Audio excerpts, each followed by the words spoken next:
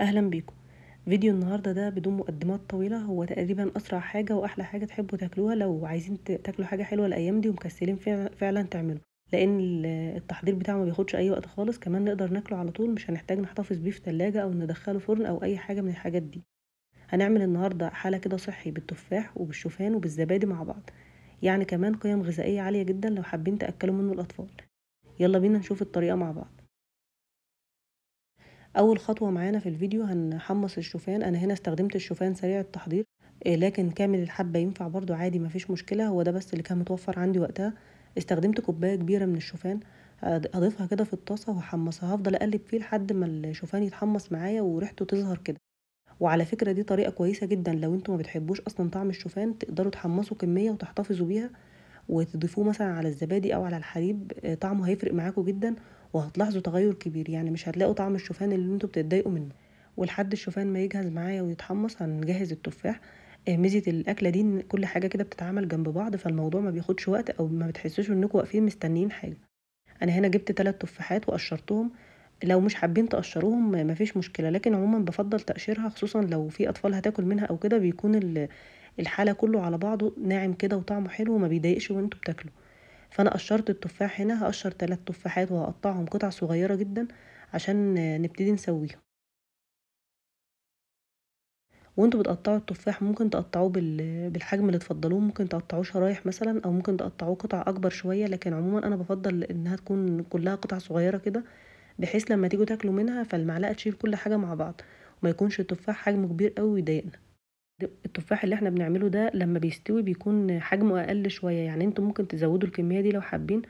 وعموما كل الحالة على بعضه اصلا كمياته اختيارية، لو انتوا حابين تزودوا حاجة او تقللوا حاجة زي ما تحبوا. انا دلوقتي شلته على جنب كده في طبق عشان ابدا ازود له باقي الاضافات التانية. اول حاجة طبعا معلقة كبيرة من عصير الليمون علشان لونه ما يتغيرش. كمان زودت له معلقة صغيرة ملانة كده من القرفة. وكمان هزود معلقة كبيرة بس من العسل. اي تحلية تفضلوها، ممكن على فكرة في المرحلة دي ما تضيفوش حاجة تحليه يعني، لكن عموما العسل بيديله طعم احلى شوية. فانا حبيت بس ازود معلقة كبيرة. التفاح اصلا لما بيستوي فبيتركز اكتر وبيكون طعمه مسكر زياده، فعموما لو هتضيفوا حاجه تحليه ما تكتروش، وممكن تستغنوا عن الخطوه دي خالص. هقلب بس كل الحاجات دي كويس جدا مع بعض. وفي الوقت ده كان الشوفان اتحمص بالشكل ده. هشيله كده في طبق على جنب بحيث يهدى ويبرد شويه، وفي نفس الطاسه هضيف التفاح. يعني كمان اصلا هنوفر مواعين ونستخدم نفس الحاجه في التسويه كلها. ضفت التفاح فيها وهفضل اقلب فيه برضو لحد ما يستوي. وههدي عليه النار خالص لحد ما يكون هتلاقوا حجمه قل خالص، وهينزل المية بتاعته وهيستوي فيها. هنرفعه على النار ونقلبه بس تقلبتين كده، وبعد كده هو هينزل المية بتاعته وبعدين يستوي فيها لوحده خالص على نار متوسطة كده الهادية. وسيبوه هو يستوي براحته. وفي نفس الوقت اللي التفاح بيستوي فيه هنجهز الكريمة اللي هنستخدمها. الكريمة هنا هنعملها من الزبادي. انا استخدمت هنا علبتين كبار من الزبادي، وزن الواحدة بيكون 170 جرام. هضيف الزبادي كده في طبق واسع شوية عشان اقدر اقلبه. زودت عليه معلقتين كبار من العسل. وبرضه تقدروا تتحكموا في التحلية زي ما تحبوا. هقلب الحاجات دي كويس جدا مع بعض، مع التقليب هيتحول شكله زي الكريمة بالشكل ده كده. التحلية هنا اختياري، لكن عموما العسل اصلا الزبادي اصلا بيكون فيه نسبة سكر، برضو التفاح اصلا مسكر. يعني الاكلة دي لو اتعملت من غير اي اضافة محليات هتكون برضو طعمها حلو. لو في حد بيحب السكر قليل زي حالاتي كده ممكن يستغنى عن كل الكلام ده، لكن انا برضو مش حابة ان اشيل منها اي سكر خالص عشان يبقى الموضوع منطقي شوية.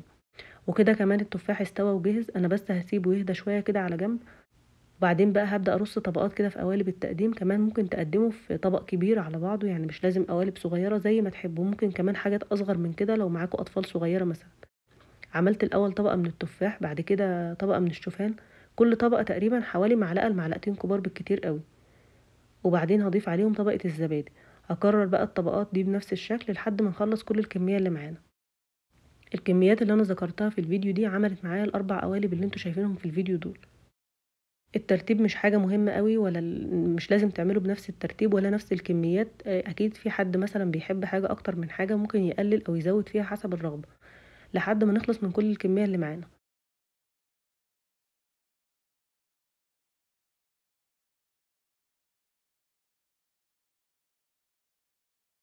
خلاص كده هو جاهز على طول للتقديم والأكل، يعني مش هيحتاج حتى يدخل التلاجة، لإن الأفضل تاكلوه دافي خصوصًا في الجو ده. أنا بس زوّدت له رشة قرفة كده على الوش، كمان ضِفت له شوية لوز كده مكسّرين. طبعًا دي خطوات اختيارية تقدروا تقدموه زي ما تحبوا، وممكن تضيفوا فول سوداني بيكون طعمه حلو أوي معاه، سواء الفول السوداني المكسّرات أو زبدة الفول السوداني. وبس كده الطبق جاهز معانا، ما خدش أي وقت خالص. وعلى فكرة أنا قدّمته في وقتها، يعني مش محتاج يدخل التلاجة أصلًا. لو حابين تاكلوه بارد تقدروا تدخّلوه، لكن في نفس الوقت هو تقدروا تاكلوه على طول.